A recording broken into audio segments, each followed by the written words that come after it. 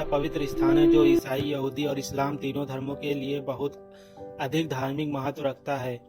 Hebrew Bible यहूदी धर्म की एक पवित्र धार्मिक पुस्तक है।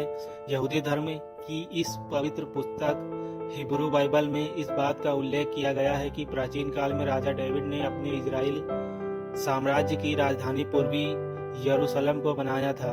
इसके अलावा यहूदियों के लिए एक पवित्र धार्मिक संरचना पश्चिमी दीवार भी यरूशलेम में ही स्थित है। यरूशलेम में स्थित इस पश्चिमी दीवार का यहूदियों के लिए अत्यधिक धार्मिक महत्व है। इस दृष्टि से यहूदियों की नज़रों में यरूशलेम का न सिर्फ ऐतिहासिक महत्व है बल्कि उसका धार्मिक महत्व भी है।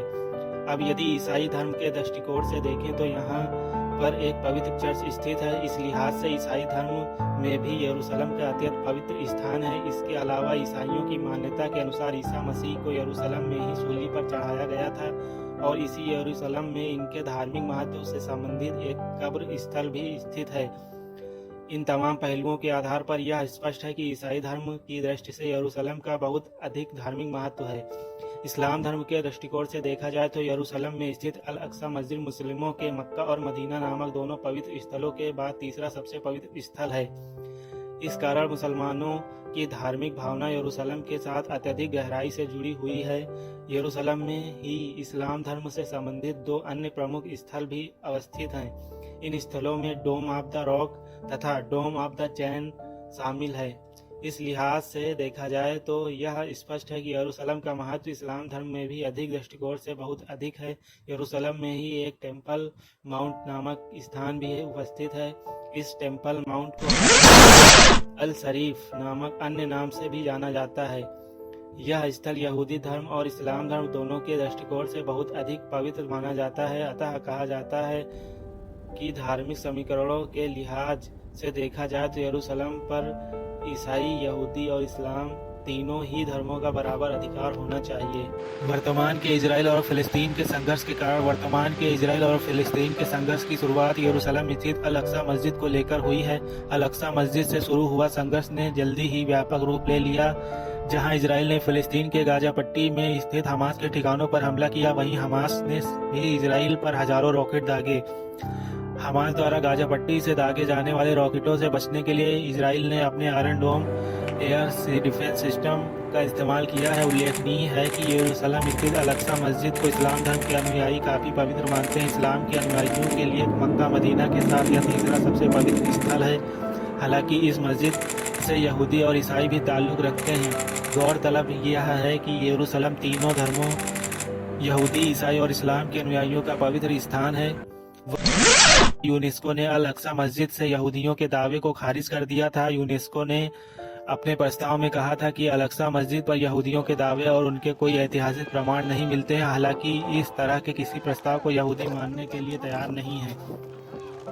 ये सारा जो मैटर है इस पर विभिन्न देशों के अपने अपने जो है मत हैं, जिसमें कि वर्तमान के इजराइल और फिलिस्तीन संघर्ष को लेकर संयुक्त राज्य अमेरिका ने कहा है कि इजराइल को अपनी रक्षा करने का आत्मनिर्भर है।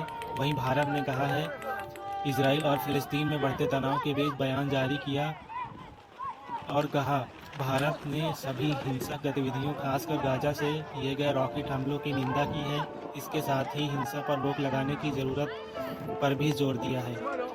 इसी जगह पर टर्की व पाकिस्तान ने फिलिस्तीन का पक्ष लिया है। वहीं कुछ विशेषज्ञों का कहना है कि ईरान ने फिलिस्तीन के गाजा पट्टी में प्रभाव रखने वाले हमास संगठन को मदद बढ़ा दी है। इस संघर्ष के मद्देनजर भारत की स्थिति। इस संघर्ष के दौरान भारत ने हमेशा फिलिस्तीन का सहयोग किया है।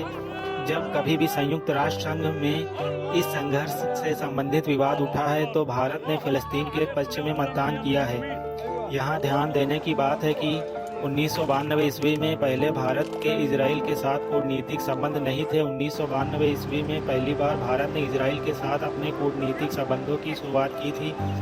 इजराइल और फिलिस्तीन के बीच लंबे समय से चले आ रहे संघर्ष पर भारत ने हमेशा यह मत व्यक्त किया है कि दोनों देशों को हिंसा का परित्याग करना चाहिए और शांतिपूर्ण वार्ता के साथ आपस में इस समस्या का समाधान करने की ओर आगे बढ़ना चाहिए। दोनों देशों को हिंसा की ओर कदम नहीं बढ़ाने चाहिए और इस परिप्रेक्ष्य में यदि आतंकवाद को बढ़ावा मिलता है तो यह संपूर्ण मानवता के लिए सबसे बड़ी विडंबना है। वर्तमान में भारत और इजराइल विभिन्न क्षेत्रों में आपसी सहयोग कर रहे हैं। भारत अब इजराइल से व्यापक मात्रा में सैन्य साजो सामान खरीद रहा है। भारत अपनी अंतर्राष्ट्रीय सीमाओं की सुरक्षा के लिए अभी जो उन्नत तकनीक इस्तेमाल कर रहा है, उसमें इजराइल ने भारत को अत्यधिक सहायता प्रदान की है। इसके अलावा भारत और इजराइल कृषि के क्षेत्र में भी एक दूसरे का व्यापक सहयोग कर रहे हैं। इजराइल भारत को विभिन्न कृषि प्रौद्योगिकियां प्रदान कर रहा है ताकि भारत न सिर्फ खाद्य सुरक्षा की दृष्टि से आत्मनिर्भर बन सके, बल्कि खाद्यान्न का निर्यात भी बढ़ा सके।